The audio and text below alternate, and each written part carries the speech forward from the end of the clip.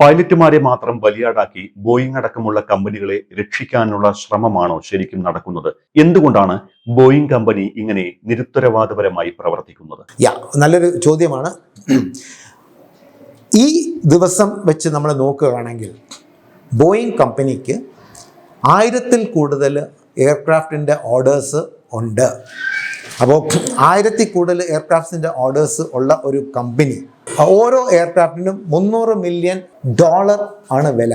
അപ്പോൾ $300 മില്യൺ ഉള്ള ഒരു എയർക്രാഫ്റ്റ് 1000 എയർക്രാഫ്റ്റിൻ്റെ ഓർഡർ വരികയാണെങ്കിൽ ഈ പെർട്ടിക്കുലർ ആക്സിഡൻറ്റ് കമ്പനി ബോയിങ് എയർക്രാഫ്റ്റിൻ്റെ പ്രശ്നം വെച്ചിട്ടാണ് അത് നടന്നതെങ്കിൽ ഈ 1000-ൽ കൂടുതൽ ഉള്ള എയർക്രാഫ്റ്റിൻ്റെ ഓർഡേഴ്സ് കംപ്ലീറ്റ് ക്യാൻസൽ ആകും.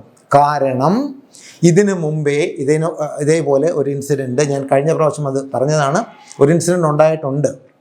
എയർക്രാഫ്റ്റിൻ്റെ 2 എഞ്ചിനും ഷട്ട് ഡൗൺ ആയിട്ടുള്ളൊരു കേസുണ്ട്. ആ ഷട്ട് ഡൗൺ ആയത് ANA, അതാണ് ജാപ്പനീസ് എയർലൈനാണ്. ANAയുടെ 2 എഞ്ചിനും അത് ലാൻഡ് ചെയ്യുന്ന സമയത്ത് ഷട്ട് ഡൗൺ ആയി ഓട്ടോമാറ്റിക്കായിട്ട്. അപ്പോൾ ഈ പ്രശ്നവും അതുമായിട്ട് താരതമ്യപ്പെടുത്തി അതേ റീസൺ വെച്ചാണ് 2 എഞ്ചിനും ഷട്ട് ഡൗൺ ആയതെങ്കിൽ ബോയിങ് കമ്പനിയിൽ പിന്നെ ഉള്ള ഈ കംപ്ലീറ്റ് ഓർഡറും ക്യാൻസലാകും. ആരും പിന്നെ ബോയിങ് 787 എയർക്രാഫ്റ്റ് ഫ്ലൈ ചെയ്യില്ല.